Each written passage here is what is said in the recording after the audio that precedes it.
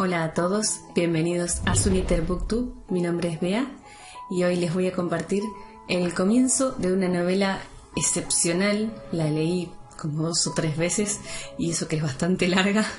La disfruté mucho cada vez y realmente vale la pena la lectura. Es un clásico de la literatura latinoamericana en lo que se llamó realismo mágico. Espero que lo disfruten tanto como yo y bueno, comencemos entonces. 100 años de soledad por Gabriel García Márquez, capítulo 1. Muchos años después, frente al pelotón de fusilamiento, el coronel Aureliano Buendía había de recordar aquella tarde remota en que su padre lo llevó a conocer el hielo. Macondo era entonces una aldea de 20 casas de barro y caña brava construidas a la orilla de un río de aguas diáfanas que se precipitaban por un lecho de piedras pulidas, blancas y enormes como huevos prehistóricos. El mundo era tan reciente que muchas cosas carecían de nombre, y para mencionarlas había que señalarlas con el dedo. Todos los años, por el mes de marzo, una familia de gitanos desarrapados plantaba su carpa cerca de la aldea y con un grande alboroto de pitos y timbales daban a conocer los nuevos inventos. Primero llevaron el imán, un gitano corpulento de barba montaraz y manos de gorrión, que se presentó con el nombre de Melquíades. Hizo una truculenta demostración pública de lo que él mismo llamaba la octava maravilla de los sabios alquimistas de Macedonia. Fue de casa en casa arrastrando los 2 lingotes metálicos y todo el mundo se espantó al ver que los calderos, las pailas, las tenazas y los anafes se caían de su sitio. Y las maderas crujían por la desesperación de los clavos y los tornillos tratando de desenclavarse, y aún los objetos perdidos desde hacía mucho tiempo aparecían por donde más se les había buscado, y se arrastraban en desbandada turbulenta detrás de los fierros mágicos de Melquíades. Las cosas tienen vida propia, pregonaba el gitano con áspero acento.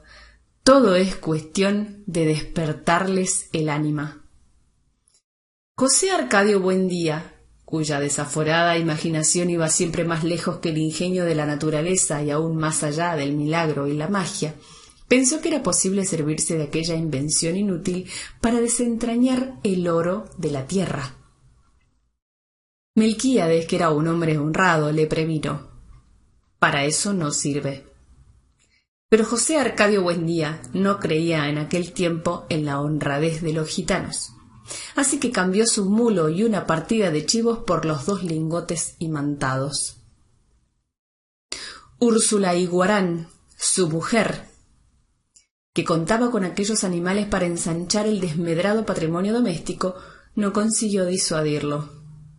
«Muy pronto ha de sobrarnos oro para empedrar la casa», replicó su marido. Durante varios meses se empeñó en demostrar el acierto de sus conjeturas. Exploró palmo a palmo la región, inclusive el fondo del río, arrastrando los 2 lingotes de hierro y recitando en voz alta el conjuro de Melquíades. Lo único que logró desenterrar fue una armadura del siglo XV con todas sus partes soldadas por un cascote de óxido, cuyo interior tenía la resonancia hueca de un enorme calabazo lleno de piedras. Cuando José Arcadio Buendía y los 4 hombres de su expedición lograron desarticular la armadura, encontraron dentro un esqueleto calcificado que llevaba colgado en el cuello un relicario de cobre con un rizo de mujer. En marzo volvieron los gitanos. Esta vez llevaban un catalejo y una lupa del tamaño de un tambor, que exhibieron como el último descubrimiento de los judíos de Ámsterdam. Sentaron una gitana en un extremo de la aldea e instalaron el catalejo a la entrada de la carpa. Mediante el pago de 5 reales, la gente se asomaba al catalejo y veía a la gitana al alcance de su mano. La ciencia ha eliminado las distancias, pregonaba Melquíades. Dentro de poco el hombre podrá ver lo que ocurre en cualquier lugar de la tierra sin moverse de su casa. Un mediodía ardiente hicieron una asombrosa demostración con la lupa gigantesca. Pusieron un montón de hierba seca en mitad de la calle y le prendieron fuego mediante la concentración de los rayos solares. José Arcadio Buendía, que aún no acababa de consolarse por el fracaso de sus imanes, concibió la idea de utilizar aquel invento como un arma de guerra. Melquíades otra vez trató de disuadirlo, pero terminó por aceptar los 2 lingotes imantados y 3 piezas de dinero colonial a cambio de la lupa. Úrsula lloró de consternación. Aquel dinero formaba parte de un cofre de monedas de oro que su padre había acumulado en toda una vida de privaciones y que ella había enterrado debajo de la cama en espera de una buena ocasión para invertirlas. José Arcadio Buendía no trató siquiera de consolarla. Entregado por entero a sus experimentos tácticos con la abnegación de un científico y aun a riesgo de su propia vida, tratando de demostrar los efectos de la lupa en la tropa enemiga, se expuso él mismo a la concentración de los rayos solares y sufrió quemaduras que se convirtieron en úlceras y tardaron mucho tiempo en sanar. Ante las protestas de su mujer, alarmada por tan peligrosa inventiva, estuvo a punto de incendiar la casa. Pasaba largas horas en su cuarto haciendo cálculos sobre las posibilidades estratégicas de su arma novedosa, hasta que logró componer un manual de una asombrosa claridad didáctica y un poder de convicción irresistible. Lo envió a las autoridades acompañado de numerosos testimonios sobre sus experiencias y de varios pliegos de dibujos explicativos. Al cuidado de un mensajero que atravesó la sierra, se extravió en pantanos desmesurados, remontó ríos tormentosos y estuvo a punto de perecer bajo el azote de las fieras, la desesperación y la peste, antes de conseguir una ruta de enlace con las mulas del correo. A pesar de que el viaje a la capital era en aquel tiempo poco menos que imposible, José Arcadio Buendía prometía intentarlo tan pronto como se le ordenara el gobierno, con el fin de hacer demostraciones prácticas de su invento ante los poderes militares y adiestrarlos personalmente en las complicadas artes de la guerra solar. Durante varios años esperó la respuesta. Por último, cansado de esperar, se lamentó ante Melquíades del fracaso de su iniciativa, y el gitano dio entonces una prueba convincente de honradez. Le devolvió los doblones a cambio de la lupa y le dejó además unos mapas portugueses y varios instrumentos de navegación. De su puño y letra escribió una apretada síntesis de los estudios del monje Hermann, que dejó a su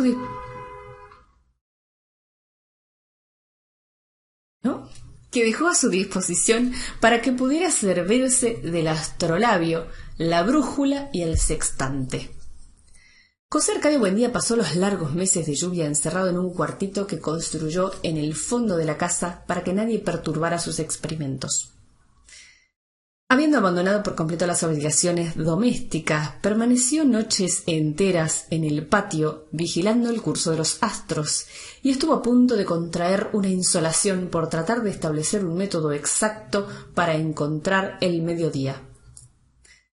Cuando se hizo experto en el uso y manejo de sus instrumentos, tuvo una noción del espacio que le permitió navegar por mares incógnitos, visitar territorios deshabitados y trabar relación con seres espléndidos sin necesidad de abandonar su gabinete. Fue esa la época en que adquirió el hábito de hablar a solas, paseándose por la casa sin hacer caso de nadie, mientras Úrsula y los niños se partían el espinazo en la huerta, cuidando el plátano y la malanga, la yuca y el ñame, la auyama y la berenjena. De pronto, sin ningún anuncio, su actividad febril se interrumpió y fue sustituida por una especie de fascinación. Estuvo varios días como hechizado, repitiéndose a sí mismo en voz baja un sartal de asombrosas conjeturas, sin dar crédito a su propio entendimiento. Por fin, un martes de diciembre, a la hora del almuerzo, soltó de un golpe toda la carga de su tormento. Los niños habían de recordar por el resto de su vida la augusta solemnidad con que su padre se sentó a la cabecera de la mesa, temblando de fiebre, devastado por la prolongada vigilia y por el encono de su imaginación, y les reveló su descubrimiento. La tierra es redonda como una naranja. Úrsula perdió la paciencia. «Si has de volverte loco, vuélvete tú solo», gritó, «pero no trates de inculcar a los niños tus ideas de gitano». José Arcadio Buendía, impasible, no se dejó amedrentar por la desesperación de su mujer, que en un rapto de cólera le destrozó el astrolabio contra el suelo. Construyó otro, reunió en el cuartito a los hombres del pueblo y les demostró, con teorías que para todos resultaban incomprensibles, la posibilidad de regresar al punto de partida navegando siempre hacia el oriente. Toda la aldea estaba convencida de que José Arcadio Buendía había perdido el juicio. Cuando llegó a Melquíades a poner las cosas en su punto, exaltó en público la inteligencia de aquel hombre que por pura especulación astronómica había construido una teoría ya comprobada en la práctica, aunque desconocida hasta entonces en Macondo, y como una prueba de admiración, le hizo un regalo que había de ejercer una influencia terminante en el futuro de la aldea: un laboratorio de alquimia. Para esa época Melquíades había envejecido con una rapidez asombrosa. En sus primeros viajes parecía tener la misma edad de José Arcadio Buendía. Pero mientras éste conservaba su fuerza descomunal que le permitía derribar un caballo agarrándolo por las orejas, el gitano parecía estragado por una dolencia tenaz. Era en realidad el resultado de múltiples y raras enfermedades, contraídas en sus incontables viajes alrededor del mundo. Según él mismo le contó a José Arcadio Buendía mientras lo ayudaba a montar el laboratorio, la muerte lo seguía a todas partes, husmeándole los pantalones, pero sin decidirse a darle el zarpazo final. Era un fugitivo de cuantas plagas y catástrofes habían flagelado al género humano. Sobrevivió a la pelagra en Persia, al escorbuto en el archipiélago de Malasia, a la lepra en Alejandría, al beriberi en el Japón, a la peste bubónica en Madagascar, al terremoto de Sicilia y a un naufragio multitudinario en el estrecho de Magallanes. Aquel ser prodigioso que decía poseer las claves de Nostradamus era un hombre lúgubre, envuelto en un aura triste, con una mirada asiática que parecía conocer el otro lado de las cosas. Usaba un sombrero grande y negro, como las alas extendidas de un cuervo, y un chaleco de terciopelo patinado por el verdín de los siglos. Pero a pesar de su inmensa sabiduría y de su ámbito misterioso, tenía un peso humano, una condición terrestre que lo mantenía enredado en los minúsculos problemas de la vida cotidiana. Se quejaba de dolencias de viejo, sufría por los más insignificantes percances económicos y había dejado de reír desde hacía mucho tiempo porque el escorbuto le había arrancado los dientes. El sofocante mediodía en que reveló sus secretos, José Arcadio Buendía tuvo la certidumbre de que aquel era el principio de una grande amistad. Los niños se asombraron con sus relatos fantásticos. Aureliano, que no tenía entonces más de 5 años, Había de recordarlo por el resto de su vida, como lo vio aquella tarde, sentado contra la claridad metálica y reverberante de la ventana, alumbrado con su profunda voz de órgano los territorios más oscuros de la imaginación, mientras chorreaba por sus sienes la grasa derretida por el calor. José Arcadio, su hermano mayor, había de transmitir aquella imagen maravillosa como un recuerdo hereditario a toda su descendencia. Úrsula, en cambio, conservó un mal recuerdo de aquella visita porque entró al cuarto en el momento en que Melquíades rompió por distracción un frasco de bicloruro de mercurio. «Es el olor del demonio», dijo ella. «En absoluto», corrigió Melquíades. «Está comprobado que el demonio tiene propiedades sulfúricas, y esto no es más que un poco de Solimán». Siempre didáctico hizo una sabia exposición sobre las virtudes diabólicas del cinabrio, pero Úrsula no le hizo caso, sino que se llevó a los niños a rezar. Aquel olor mordiente quedaría para siempre en su memoria, vinculado al recuerdo de Melquíades.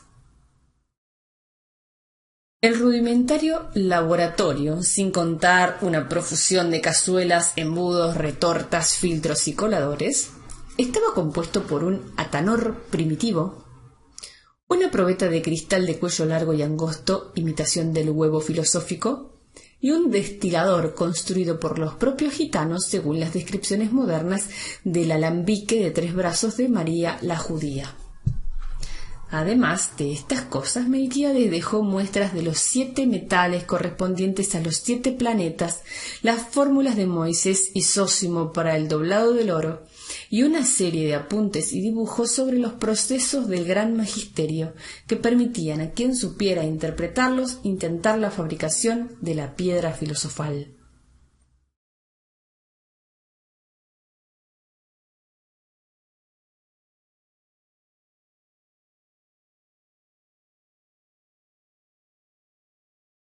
Seducido por la simplicidad de las fórmulas para doblar el oro, José Arcadio Buendía cortejó a Úrsula durante varias semanas para que le permitiera desenterrar sus monedas coloniales y aumentarlas tantas veces como era posible subdividir el azogue. Úrsula cedió, como ocurría siempre, ante la inquebrantable obstinación de su marido. Entonces José Arcadio Buendía echó 30 doblones en una cazuela y los fundió con raspadura de cobre, oro pimiente, azufre y plomo. Puso a hervir todo a fuego vivo en un caldero de aceite de ricino hasta obtener un jarabe espeso y pestilente más parecido al caramelo vulgar que al oro magnífico. En azarosos y desesperados procesos de destilación fundida con los 7 metales planetarios, trabajada con el mercurio hermético y el vitriolo de Chipre, y vuelta a cocer en manteca de cerdo a falta de aceite de rábano la preciosa herencia de Úrsula, quedó reducida a un chicharrón carbonizado que no pudo ser desprendido del fondo del caldero. No volvieron los gitanos, Úrsula había predispuesto contra ellos a la población.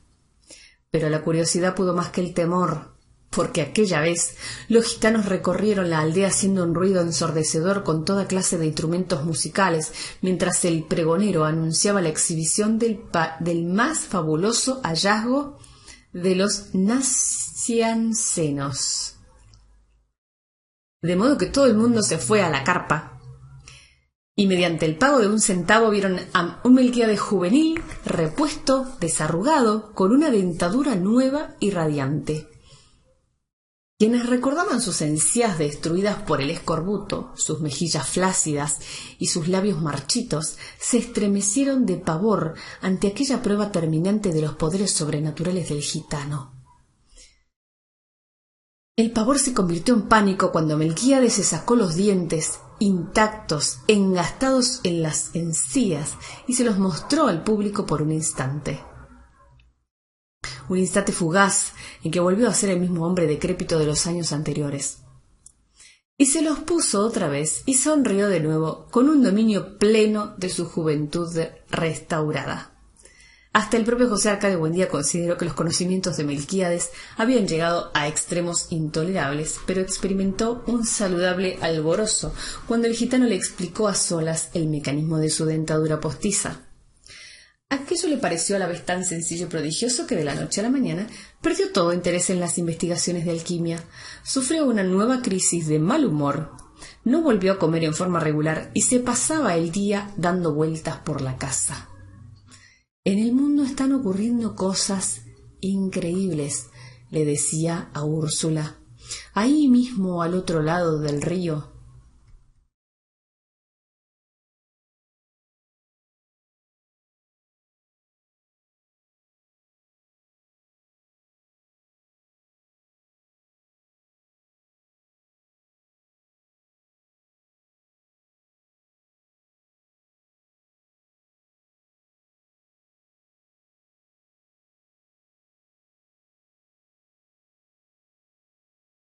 Hay toda clase de aparatos mágicos, mientras nosotros seguimos viviendo como los burros. Quienes lo conocían desde los tiempos de la fundación de Macondo se asombraban de cuánto había cambiado bajo la influencia de Melquíades. Al principio José Arcadio Buendía era una especie de patriarca juvenil, que daba instrucciones para la siembra y consejos para la crianza de los niños y animales, y colaboraba con todos, aún en el trabajo físico, para la buena marcha de la comunidad.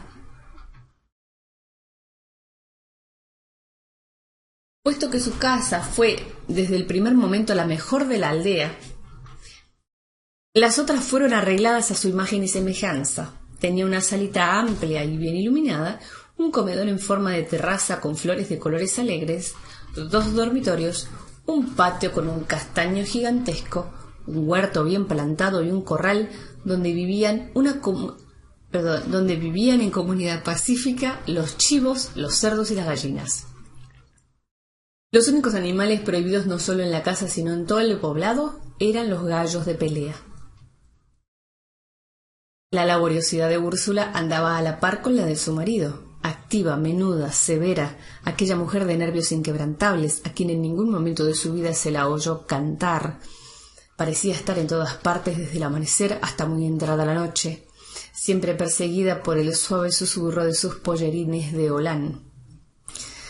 Gracias a ella, los pisos de tierra golpeada, los muros de barro sin encalar, los rústicos muebles de madera construidos por ellos mismos estaban siempre limpios, y los viejos arcones donde se guardaba la ropa exhalaban un tibio olor de albahaca. José Arcadio Buendía, que era el hombre más emprendedor que se veía jamás en la aldea, había dispuesto de tal modo la posición de las casas que desde todas podía llegarse al río y abastecerse de agua con igual esfuerzo, y trazó las calles con tan buen sentido que ninguna casa recibía más sol que otra a la hora del calor. En pocos años Macondo fue una aldea más ordenada y laboriosa que cualquiera de las conocidas hasta entonces por sus 300 habitantes. Era en verdad una aldea feliz, donde nadie era mayor de 30 años y donde nadie había muerto. Desde los tiempos de la fundación, José Arcadio Buendía construyó trampas y jaulas. En poco tiempo llenó de turpiales, canarios, azulejos y petirrojos no solo la propia casa, sino todas las de la aldea. El concierto de tantos pájaros distintos llegó a ser tan aturdidor que Úrsula se tapó los oídos con cera de abejas para no perder el sentido de la realidad. La primera vez que llegó la tribu de Melquíades vendiendo bolas de vidrio para el dolor de cabeza, todo el mundo se sorprendió de que hubieran podido encontrar aquella aldea perdida en el sopor de la ciénaga, y los gitanos confesaron que se habían orientado por el canto de los pájaros. Aquel espíritu de iniciativa social desapareció en poco tiempo. Arrastrado por la fiebre de los imanes, los cálculos astronómicos, los sueños de transmutación y las ansias de conocer las maravillas del mundo. De emprendedor y limpio, José Arcadio Buendía se convirtió en un hombre de aspecto holgazán, descuidado en el vestir, con una barba salvaje que Úrsula lograba cuadrar a duras penas con un cuchillo de cocina. No faltó quien lo considerara víctima de algún extraño sortilegio. pero hasta los más convencidos de su locura abandonaron trabajo y familias para seguirlo. Cuando se echó al hombro sus herramientas de desmontar y pidió el concurso de todos para abrir una trocha que pusiera a Macondo en contacto con los grandes inventos.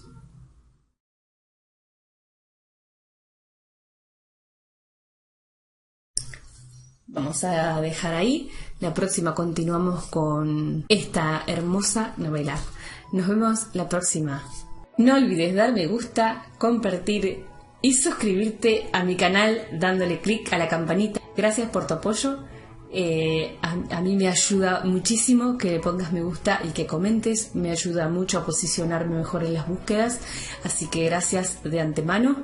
Y bueno, que tengas un hermoso día. Gracias por acompañarme.